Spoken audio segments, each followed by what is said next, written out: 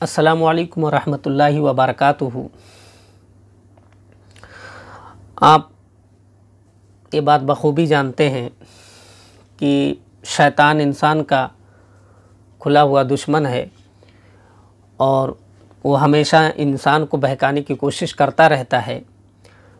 सबसे बड़ी कोशिश शैतान की ये होती है कि वो अल्लाह के बंदों को अल्लाह अज़्ज़ व जल की इबादत से और अल्लाह के फ़ज़ल व करम से दूर कर दे।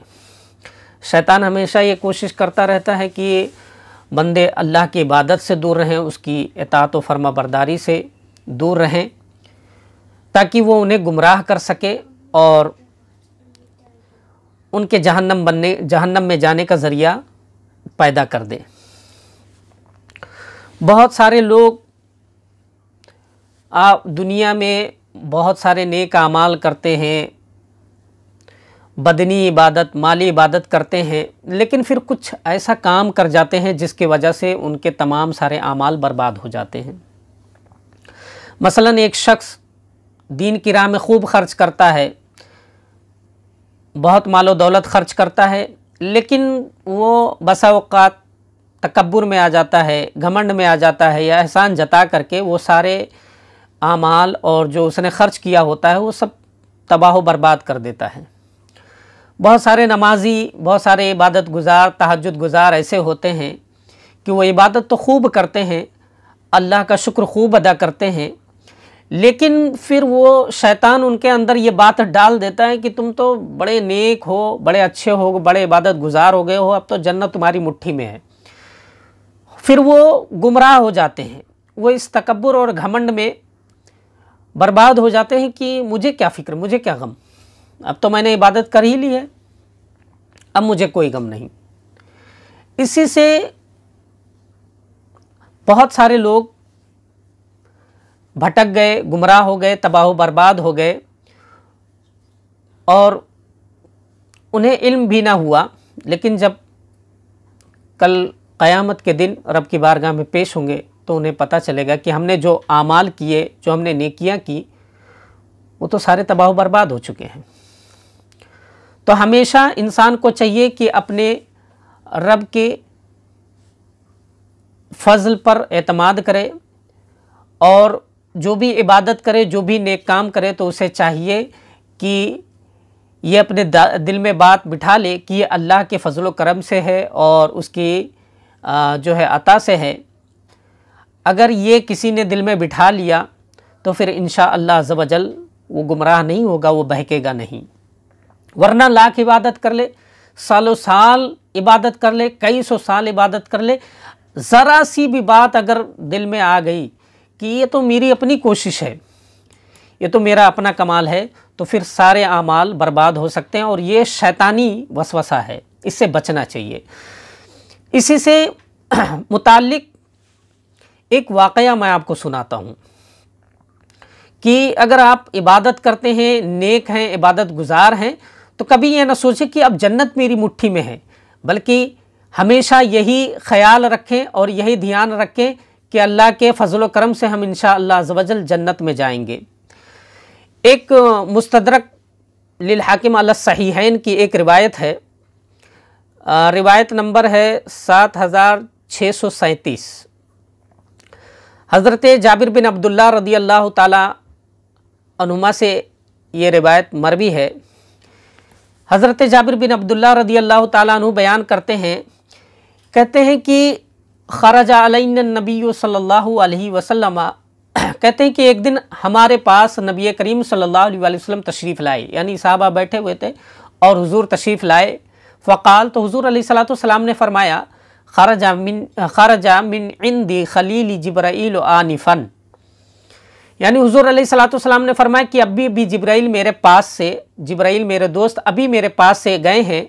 फ़क़ाल या मोहम्मद, और वो कह गए हैं, उन्होंने मुझे बताया कि ए मोहम्मद, वल्लज़ी बअसका बिलहक़ इन्ना लिल्लाहि अब्दन मिन अबीदिही अबदल्लाह ताला खम्समिअत सनतिन अला रास जबलिन फिल बहरि अर्दुहु व तूलुहु सलासूना ज़िराअन फ़ी सलासीना ज़िराअन।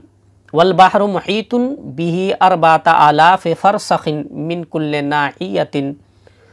यानी हुज़ूर अलैहिस्सलाम फरमाते हैं कि जिब्राइल ने मुझे बताया कि अल्लाह अज़्ज़ व जल का एक बंदा जिसने एक पहाड़ की चोटी पर अल्लाह अज़्ज़ व जल की 500 साल तक इबादत की, पहाड़ की चोटी पर उसने अल्लाह अज़्ज़ व जल की 500 साल तक इबादत की, और उस पहाड़ के चोटी की लंबाई और चौड़ाई जो है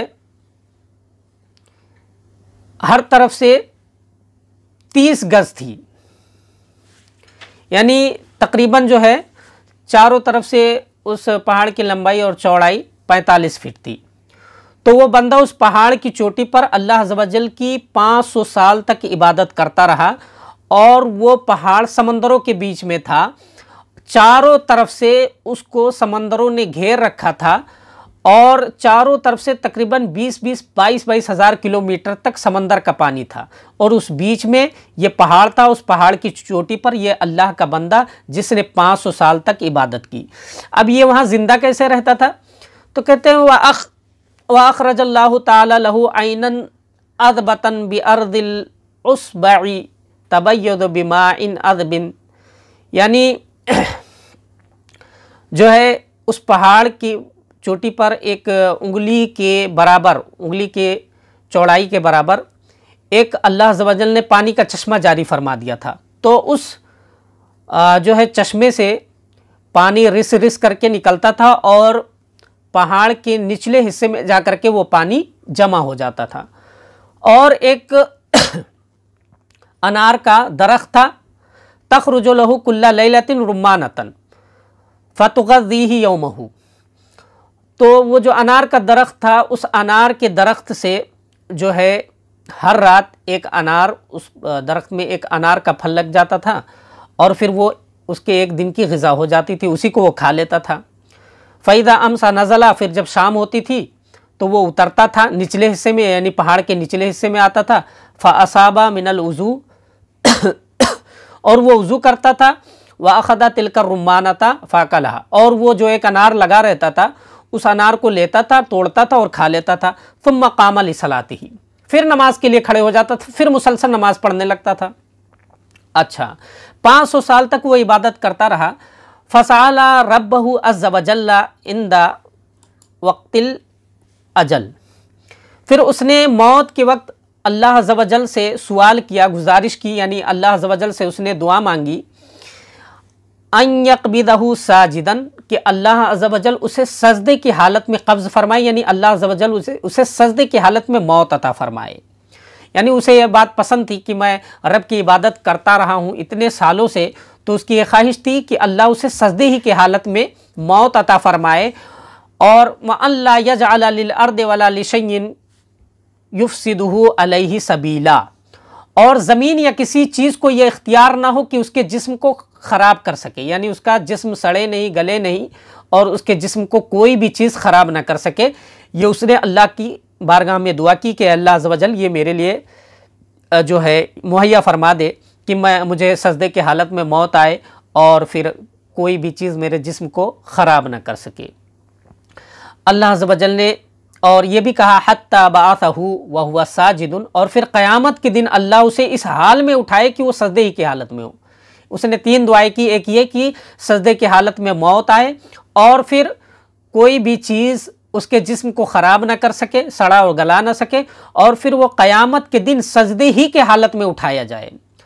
तो अल्लाह अज़्ज़ व जल ने उसकी ये दुआ कबूल फरमा ली। हज़रत जिब्राइल फरमाते हैं, नहनु नमुर्रु अलैहि इज़ा हबतना व इज़ा अरजना फ़नजिदु लहू फ़िल इल्म अन्नहु युबअसु यौमल क़ियामा। हज़रत जिब्राइल फरमाते हैं तो हम आते जाते उसे देखते हैं, यानी हज़रत जिब्राइल कहते हैं कि जब हम ज़मीन की तरफ आते हैं या ज़मीन से ऊपर की तरफ जाते हैं अपनी मकाम पर, तो हम उसे देखते हैं, हमारे इल्म में ये बात है। यानी हज़रत जिब्राइल अब कह रहे हैं कि हम उसे आते जाते देखते हैं कि वो ऐसे सजदे की हालत में है। तो हज़रत जिब्रील फरमाते हैं कि ये बात हमारे इल्म में है, अन्नहु युबअसु यौमल क़ियामा, कि वो क़यामत के दिन उठाया जाएगा। यानी क़यामत के दिन जब सबकी पेशी होगी तो उसकी भी पेशी होगी रब की बारगाह में। फ़यूक़फ़ु बैना यदिल्लाहि अज़्ज़ व जल्ला, और उसे अल्लाह अज़्ज़ व जल की बारगाह में पेश किया जाएगा। फ़यक़ूलु लहु रब, तो अल्लाह अज़्ज़ व जल उससे फरमाएगा अदखिलू अब्दिल जन्नता बिरहमती, रब ताला उसे फरमाएगा कि मेरे इस बंदे को, फरिश्तों को रब ताला हुक्म देगा कि मेरे इस बंदे को मेरी रहमत से जन्नत में दाखिल कर दो। 500 साल तक इस बंदे ने इबादत की, सजदे की हालत में इसे मौत आई और फिर इसके जिस्म को की कोई भी चीज़ ख़राब ना कर सकी। फिर जो है सजदे की हालत में इसे उठाया गया, अब रब की बारगाह में पेश किया गया है। तो अल्लाह अज़्ज़ व जल फरमाएगा अदखिलू अब्दिल जन्नता बिरहमती, मेरे इस बंदे को मेरी रहमत से जन्नत में दाखिल कर दो। अच्छा, अब बंदे का सुनिए।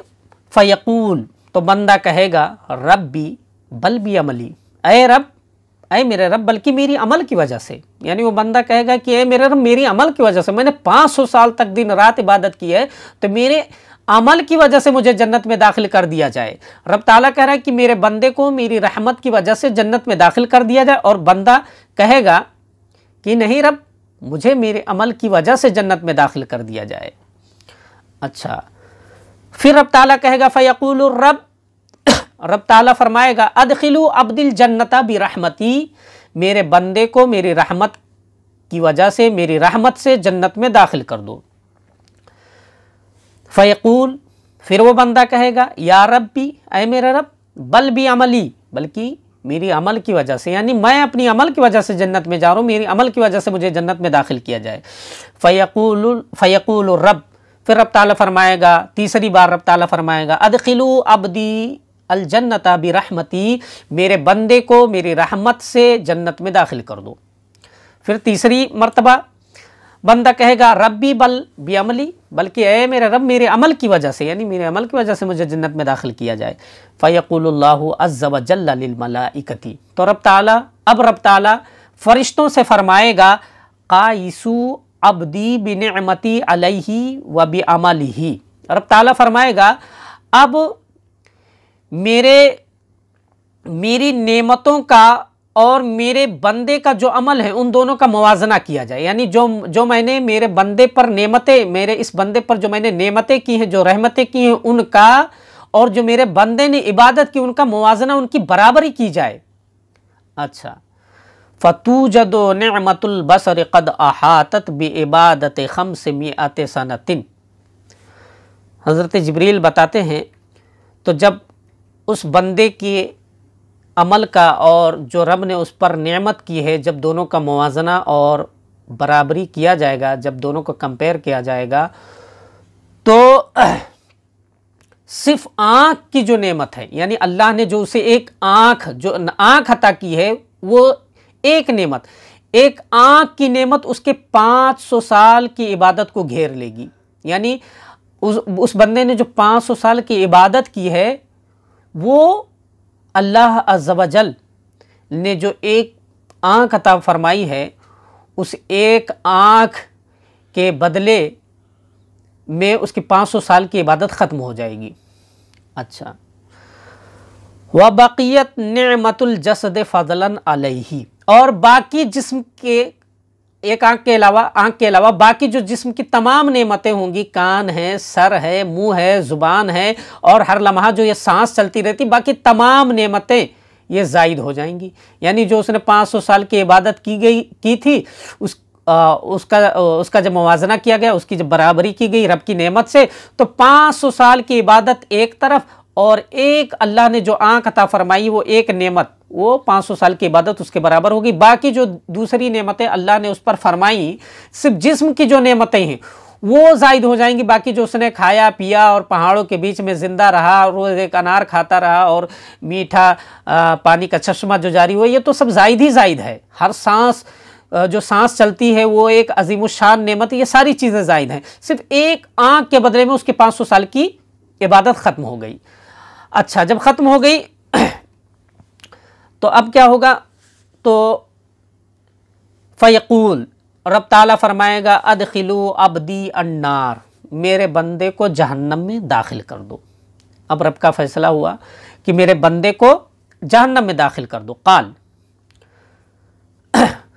हज़रत जिब्रील कहते हैं फ़यजुर्रु इलन नार, तो उसे घसीटा जाएगा जहन्नम की तरफ। यानी अब उसे फरिश्ते जहन्नम की तरफ घसीट करके ले चल रहे होंगे कि चलो अब जहन्नम की तरफ, रब का हुक्म हो चुका है। फयुनादी, तो वो बंदा पुकारेगा, रब्बी बिरहमतिका अदखिलनिल जन्नता, ए मेरे रब अपनी रहमत से मुझे अपनी जन्नत में दाखिल फरमा दे। अब बंदा, अब समझ में आ गई बात, देख लिया उसने कि रब की नेमतें कितनी अजीमुशान हैं। तो अब वो कहेगा कि ए मेरे रब अपनी रहमत की वजह से मुझे अपनी रहमत की वजह से मुझे जन्नत में दाखिल कर दे। वो रोएगा, गिड़गिड़ाएगा। फ़यक़ूल, और रब ताला फरमाएगा रुद्दूहु, इसे वापस ले आओ। रब ताला फरिश्तों से कहेगा इसे वापस लेकर आओ।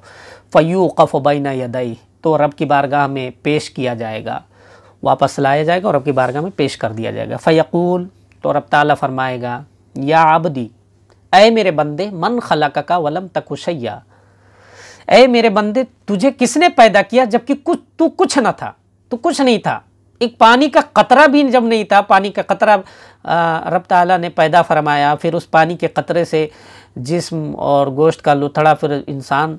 तो रब ताला फरमाएगा ऐ मेरे बंदे तुझे किसने पैदा किया जबकि तू कुछ न था। फ़यक़ूल, तो बंदा कहेगा अंता या रब्बी, तूने ऐ मेरे रब, यानी तूने ऐ मेरे रब, तूने मुझे पैदा फरमाया।